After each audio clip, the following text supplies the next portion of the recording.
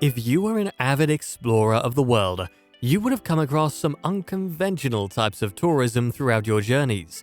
But for the inexperienced traveler, these unusual and once unpopular tourist destinations have become extremely favorable over the years. They have had a considerable amount of attention from photographers wanting to capture the perfect moment or beauty. However, that's not always the case, as you are about to find out. Let us dive into the top 10 unconventional types of tourism in the world. But before we continue, please take a moment to subscribe to our channel. Don't forget to turn on your post notifications for future updates. Number 1. Ghost tourism. Ghost tourism is not such a bad idea. Many people move to other countries with the sole purpose of seeing ghosts. Washington is among the best ghost tourist destinations. Such tours are available all year round.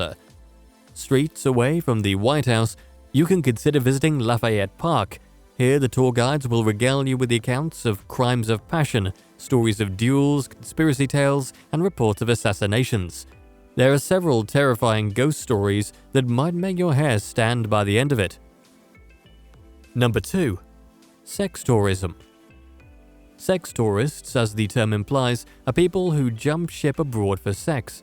In most cases, tourists travel from developed countries to developing countries. It was formerly the sole domain of Western tourists, but more sex tourists are now visiting from China, Japan, Korea, and Taiwan. Cambodia, Thailand, the Philippines, Bangladesh, Jamaica, and the Dominican Republic are also popular sex getaways. Sex tourism is essential for the economy of some places.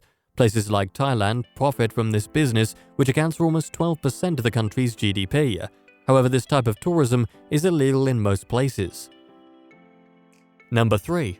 True crime tourism.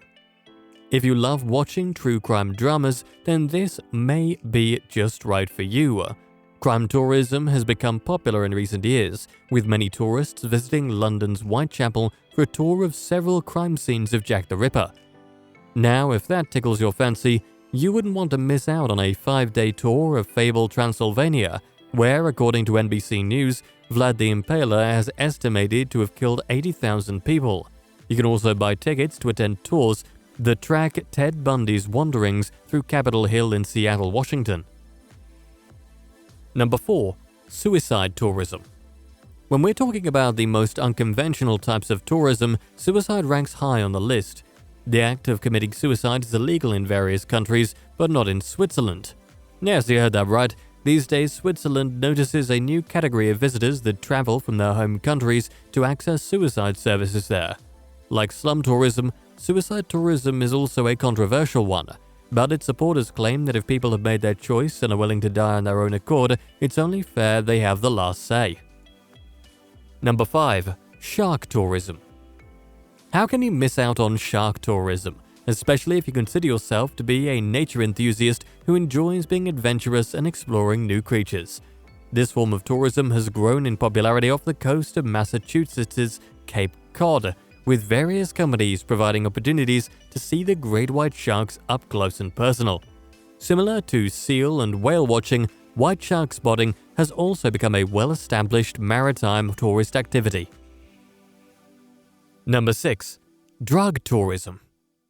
Knowing that drugs can be injurious to one's health, many people still migrate overseas with the sole intention of consuming drugs. In Colombia, this type of tourism is thriving.